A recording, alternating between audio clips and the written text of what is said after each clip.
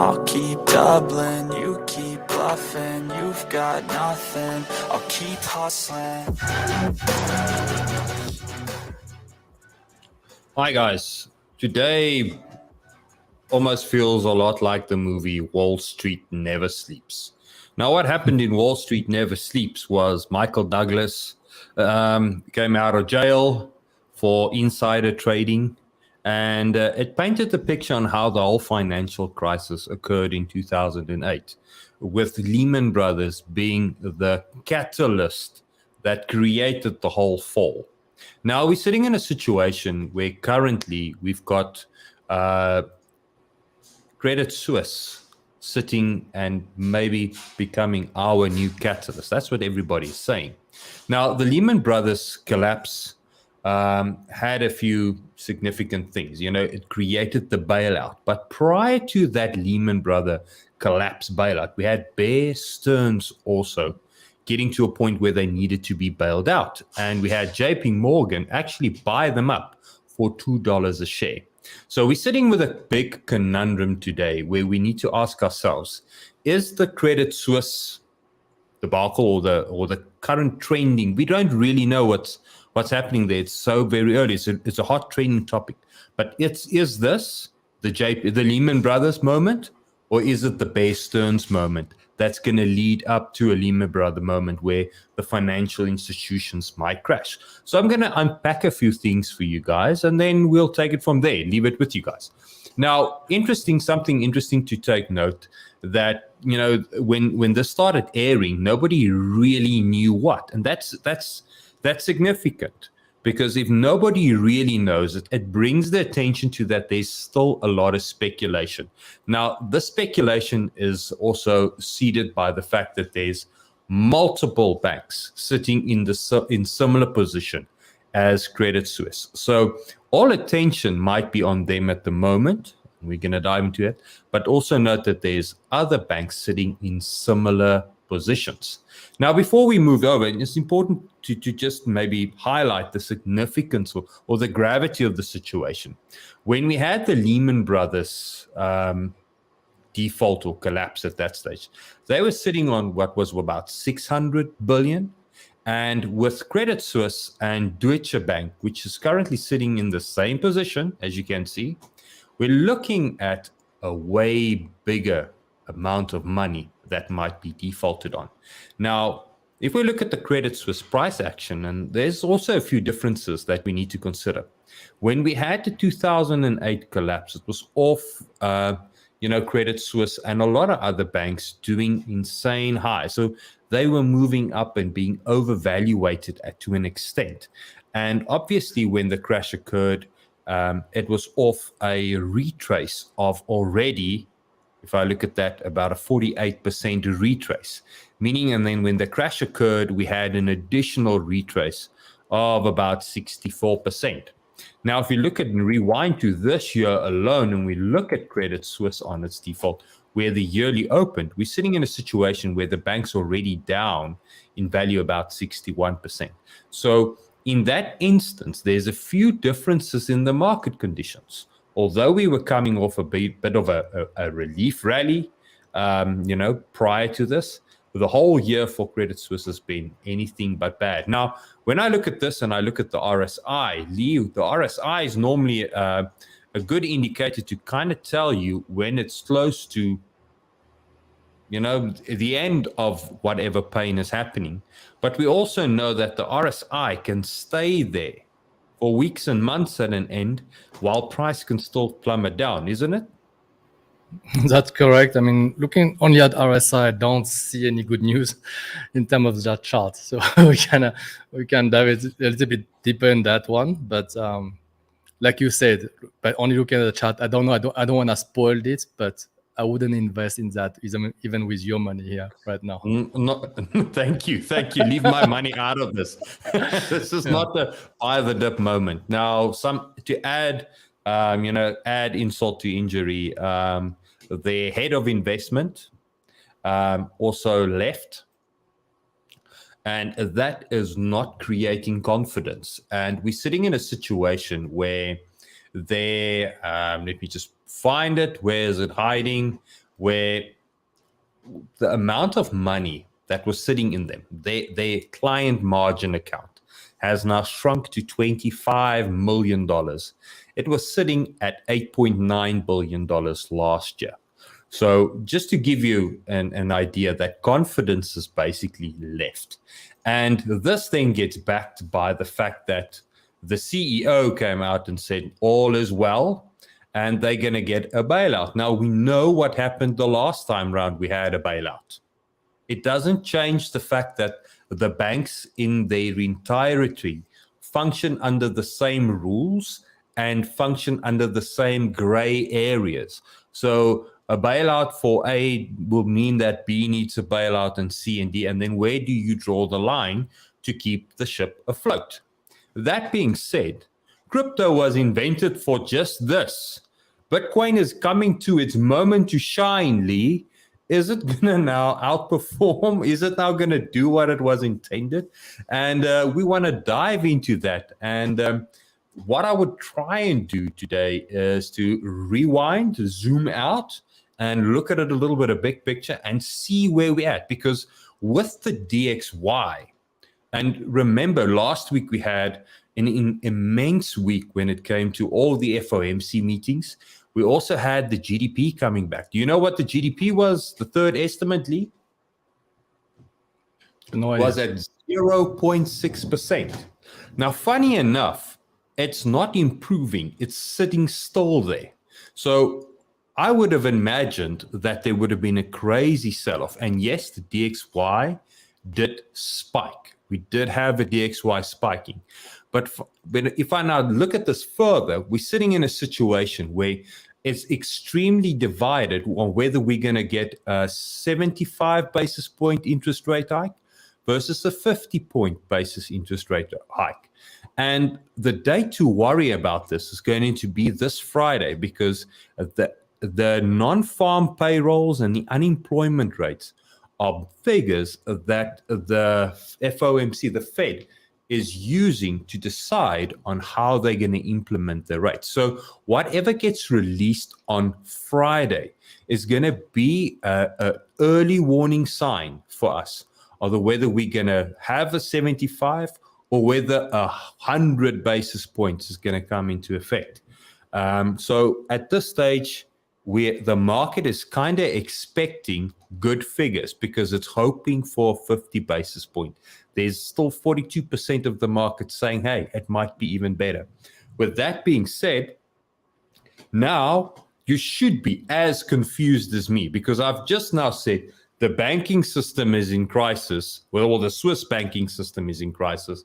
And we're sitting in a situation where the FOMC might start reducing the interest rates or stop increasing the interest rates. And then with all this information and all this craziness, I find comfort and solace in the fact that technical analysis normally gives us the answer way in advance. The news articles has to get written after the event. So now let's dive into the TA and let's see what we can do with Bitcoin. Because I do believe, and I said it earlier today, I think now is the time that we have to start getting vigilant. It's not the time to sit out. The time to sit out was in the middle there when we didn't know. But we're sitting in a crisis point now where if it's going to go, it's going to be a big move to the up or a big move to the downside. Either way, you need to be in it. Okay, so I'm going to zoom into this Bitcoin chart, Lee. So we've got Bitcoin on the weekly, but maybe do you have a Bitcoin chart on the monthly available? So because maybe we can dive to that and have a look at that first. I was thinking of the other way around, going to from daily, weekly, and monthly, even 3 months charts, which is the chart that, I am. Can you show us your 3-month chart there quickly? Okay.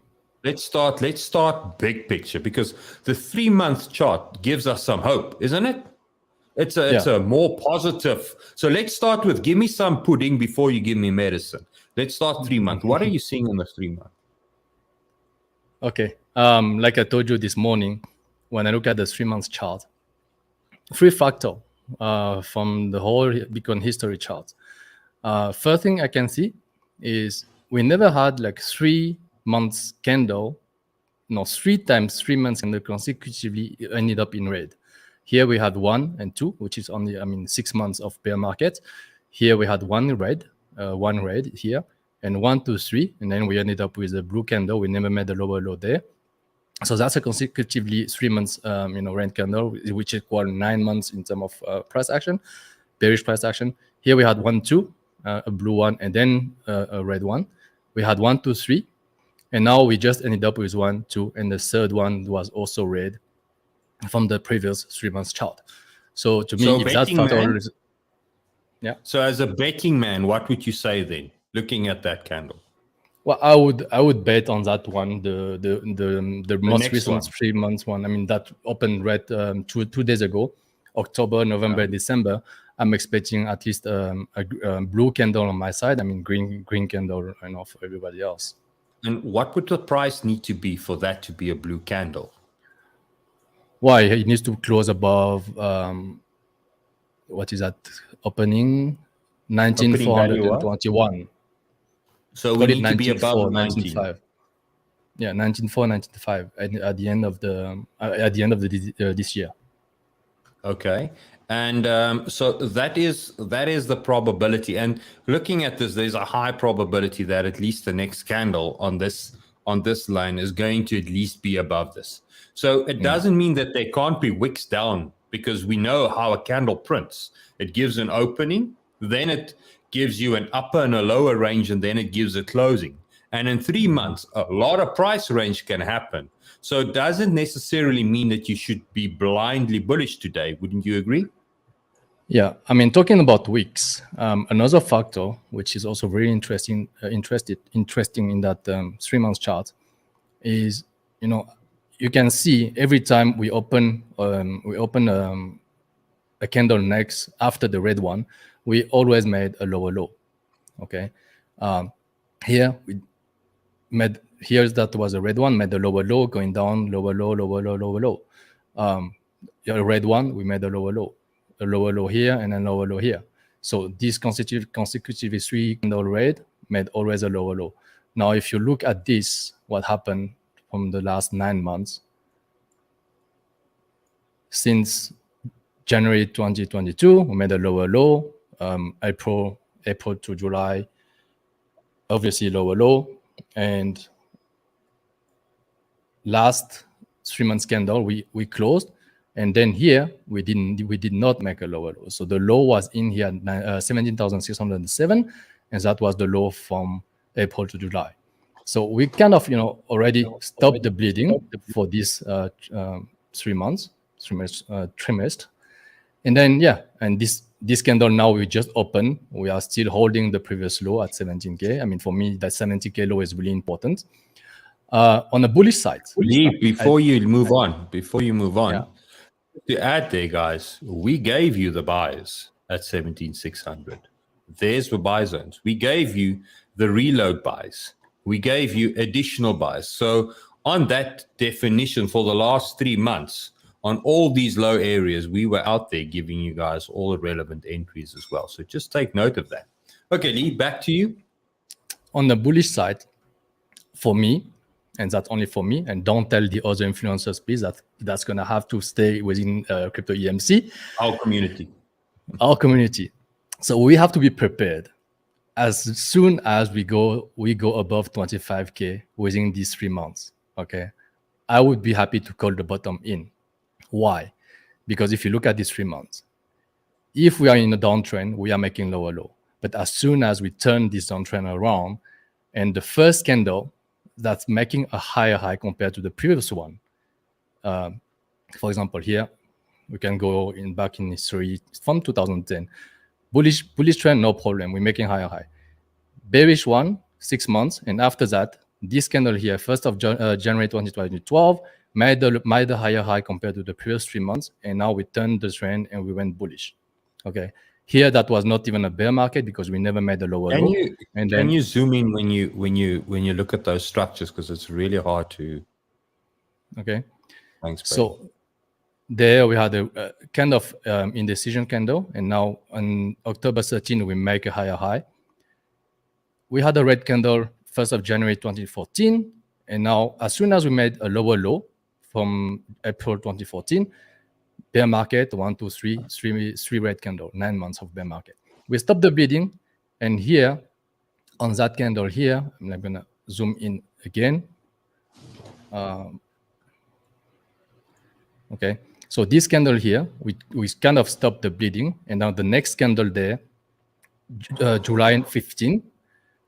Okay, we sweep the lows here. We never really made a lower low, but we sweep the previous low, but we also made a higher high. After we made the higher high, we went bullish. We changed the trend. Yeah, we didn't really go challenge the lows thereafter again. Well, we can argue it made a lower low, but at that point we're looking up. So as soon as we make higher high, boom, we change the trend, and the trend is going up. From that trend, we never made a lower low again. So what will be the higher high that we need to make? Can you go and have a look at where we are now? That's 25,198.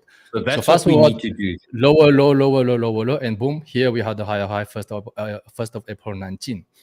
Okay. As soon as we make a lower low, that's danger zone, that's bearish zone. But as soon as we make a higher high compared to the previous high, we turn the trend bullish until the 1st of January 2021. So my point is, now we are right here in this area. We did not make a lower low. Now, what if within this 3 months candle, we go and we just make a wick or just go above the 25K? Now maybe that is the pivot point where we're gonna turn this bearish trend from 9 months to more a bullish trend from there. I'm happy for the price to stay even within this 25K and the 17K for another 3 months. If we have to delay this and waste more time, but for me, as soon as we put a higher high compared to this candle there at 25,198, that is for me the time where we have to now hunt for a nice position for the next bullish run. Okay, well there you have it, guys. So with that being said, let's look into some smaller time frame analysis now. So I'm going to quickly bring up my screen, and I'm going to be looking at BTC on the daily. Now, personally, for me on the daily, I'm still holding out for this 20,800. I would love to grab a short and a nice big short there. This is the area where we last said we need to go grab a big short. And also we did the same for Ethereum when it was in a similar price structure, where that was the area where we said we wanted to try and hit that short. And we also stated for Ethereum that we would want to see price, if it breaks back in this range and closes within this range, which it hasn't done now for the last 2 weeks, as you can see, that would be the cue for me to go long on this. But at this stage, it's still definitely a downwards trending market. So I'm hoping that the price catches people unaware, goes up to that area, and that's where I would want to try and hit a short. So now we've given you a lot of ups and a lot of downs, but now the argument is as follows, guys, is that this might be a catalyst event that drives money from the Dixie into the cryptocurrency markets. Why? Because we're looking at a situation where if we look at the dollar index, at this pivot, at this pivot, and at this pivot, we're subsequently each time creating a bearish divergence. Lee, how many times have we had 3 divergences before we end up to a blow off top? 3 divergences is good. It's a good number for the trend to turn, right? Keep the fingers crossed. Hopefully. The first divergence comes, in terms of Elliott wave again. That's the fifth of the third wave, and now we consider the fourth retrace, and then you have the fifth, and so on and so on. So 1, 2, 3, 4, 5 of the fifth wave. Yeah. So exactly. So 3 divergences. It's basically a good signal for the trend to turn. Hopefully. Okay, so hopefully. So if we look at Bitcoin from this perspective, that at this stage, there is no more real fear. We're saying extreme fear, but I personally am not feeling it. Are you scared? Let me know in the chat. Who's scared? Give me a 777 if you're scared at the moment for Bitcoin. Lee, are you scared for Bitcoin? Are you fearful?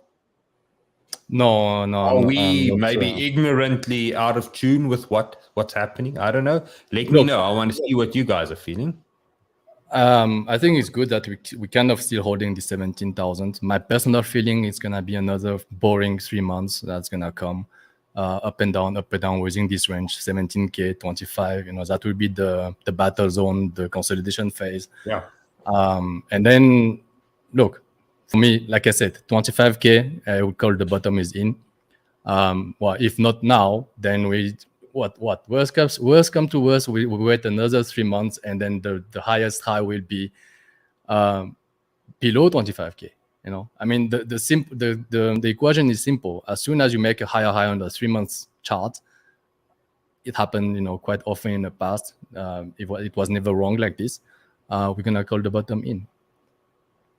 So Marcelo's saying it's boring at the moment. Yes, it's boring at the moment. Yeah, it's boring. The market's definitely not doing anything. It's and that's why I'm scared. I'm scared not to act, not being in the market, because when it's boring, people tend to turn away. And if you've got that thin order book, it doesn't take a lot of money from a whale to push the market in a specific direction, because the dominoes and the stop limits are going to do the job for you. So when it's boring, you kind of have to fight it out and be in it at the moment. So yeah, I don't have orders at 17,500 at the moment. But Robin, I mean, this is the tricky thing about technical analysis. I don't even trade Lee's analysis. I want to trade my own analysis, because only I am the smartest person. And Lee feels exactly the same. And so would each and every one of you guys. That's technical analysis for you. So it's a tricky thing. But yes, you have to have conviction. And as long as your analysis has got an invalidation level, I think you're going to be good, because at least you'll be able to draw a line and say, right, now I have to wait if something happens and you get invalidated. Fibonacci Lee, with that being said, let's quickly dive into the point and figure chart. I just want to show you this and maybe run this chart by. Now, the point and figure chart is where we try and look for inefficiencies or imbalance. And the idea is, as price then gets away from us, and you can see how the market moves, it leaves this imbalance, these gaps behind, that at a later stage gets filled. Now, the question is now, what do you feel about this one? Do you still think that this is in play, or do you feel like it fell short, but that's as good as it's going to get, maybe similar to that we had over here, and it's going to go down? What is your feeling on that, my friend?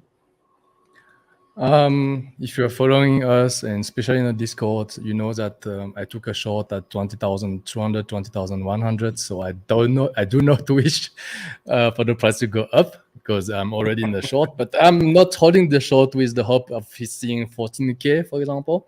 I still feel like a lot of people are still calling 14,000, 10,000, 12,000, you name it.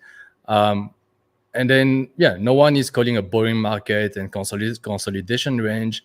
But maybe we're going to look at it on an Helio12 count-wise on Thursday, where there is really one painful count that can draw at this, end of this correction with a triangle. So if you have a little bit of Elliott knowledge, you know exactly what I'm talking about. At the end of this range, if you just print a triangle pattern like A, B, C, D, E, where the price is going to just compress in terms of the range and everything. And then this is where you have to be really careful of taking the breakout trade. In terms of what the public is seeing, Thursday, we still have time. I'm not in a panic mode as well, because even if I'm going to turn really bullish after 25,000, I do still think that even if you go above 25,000, we still have a time to catch a retrace before we're going up. And in terms of what retail traders are seeing, they surely have this trend line coming from the top, the second point here.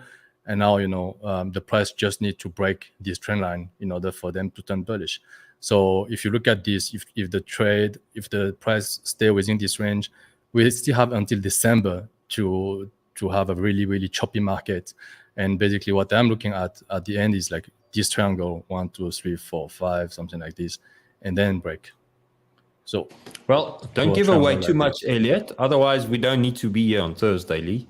But that's the reality. We need to have a little bit of more boring, a little bit more sideways. Tomorrow, I'm going to be looking at Wyckoff as well. We're going to be taking it from a Wyckoff point of view and seeing whether we are due for a shakeout or whether we are already had the shakeout. I'm going to show you the divergence between the volumes, and then we're going to have a look at that as well. At the end of this, the idea is to give you as much information so that you can go and make up your mind. So the information, to sum it up, what was said today, we're looking at big crisis for the Swiss banks. How big is that impact going to be on the rest of the world? How big is that going to be on crypto in reality? Bitcoin was created in effect to combat that, for money to go where it cannot be bailed out, where it cannot be manipulated by that definition. I don't know whether it's going to be successful, and neither does anybody else in the crypto space. Anybody telling you so is actually just very overconfident or ignorant to the reality that nobody has control over this. This being said, guys, we have to be vigilant. We have to take positions if we want to be trading. Lee's in a short. I wanted that 20,800. I haven't had it yet. Hopefully I get it. Maybe Lee gets to take profit before I get it. I don't know. Or maybe we just get to ride the long all the way up. So we're going to have to wait and see for that. But other than that, Friday is a big day. We're going to be looking at some really good information that's going to be passed on to the FOMC guys, which is then in the end of the day going to let us know whether there's going to be more interest rate hike. If we get a 75 or even a 50 basis point interest rate hike, it's going to signal the stock market and everything that we're kind of bottoming out short term, which might bring some positivity off the back that everybody else is thinking that this is over and the big crash is coming. People are overly confident that there's going to be a lower low, similar to why we were overconfident that there's going to be a higher high. So maybe this is the time where everybody gets to be wrong consistently and not right occasionally. So we're going to have to wait and see. Lee, is there any closing arguments that you would want to say for us for today? Can we wrap this up? I think that's it for me. My personal opinion about this Credit Suisse, story and everything, I don't think they're gonna get a bailout. I don't think that a big institution or big bank like this is gonna just collapse without the government going out and helping them. Same for Deutsche Bank. I mean, it's a lot of money in there. So, guys, while we're at this, there's a premium trade group. Now, Joe, can you just bring up the Discord QR code? Just pause the screen, scan the QR code, come join us on Discord. We do a lot of trading there. We do a lot of talking with the community there. That's where it's actually more of a dialogue, not us talking at you. And if you want to join in with the premium group, all you need to do is head over to the Discord and go over to the channel that says Get Premium Access. Now, I'm going to bring up my screen and I'm going to show you exactly how that looks. So you go over to Discord, you go to the channel Get Premium Access. There's a Google Sheet form that you just need to click on. Click on the link, it opens up, looks something like this. It's going to ask you for your email. All you need to send us your email address, because obviously we need to know where to send an email to once we've got approval for your sponsored access. You can choose whether you want to use OKX, Bitget, Bybit, or PrimeXBT or MEXC Global. Now, each one of these partners has got unique trading and sponsorship deals for you guys to access the premium group or the indicators. Now, PrimeXBT had a spot where the first 20 people that signed up and funded their account with $1,000, they got the buy-sell CryptoEMC ALGO indicator as well as the support resistance indicator. We're going to be doing some more streams on that this coming Wednesday. And we've got MEXC Global that is giving you 1 month access to the premium group as well as an access to the EMC Algo support resistance indicator. This indicator retails for $600 for every, 6 months or 3 months, Lee? 6 months. 6 months. So it's a really good deal for only funding, opening an account and funding. And all you need to do is fund it with $100. Make sure that you used our sponsored link. send us your MEXC user ID once you created it. There's a little image to show you where to find it. And obviously your TradingView username so that we can assign access to this. Now, guys, just one thing to take note of. I saw a comment here. I'm not able to join. But just to note, we do not know how much money you have in your account or whether you funded it. We do not want to know. We take the forms and send it over to the exchanges and wait for them to give us the okay and the go ahead. Once we have that, we can assign the sponsorship to your account. So if you have a problem with something like that, I would imagine that you just need to head over to the Discord, and there's a little support tab there, and we can talk and see if we can figure it out or figure out the problem for you. So just head over to the Discord and ask a question in the support channel, and we'll get back to you. Right. The channel partners are actually there in order to make it available and accessible to everybody else to come and join the premium group. And in addition to that, the premium group's got a bunch of traders as well, and they've been nailing the forex trades, not so much the crypto trades because they've been boring. Lee, what's happened over on the forex trade side? I don't know. We are doing good on forex, to be honest with you. So yeah, you do not wish to take our signal, Rudo. You are missing out here. I'm telling you. I am, but I'm as stubborn as an ox. So if you head over to Hustle House results, these are some of the results that the guys have been making. So they've been trading forex. Mm-hmm. Yeah. And the strategy we shared last week, I think one of our members, Kennedy, is doing really well on that one as well. So. And this is now the buy-sell strategy that comes with the buy-sell indicator. So there's a dedicated chat channel for that as well, where people actually talk amongst each other and share the strategies and views.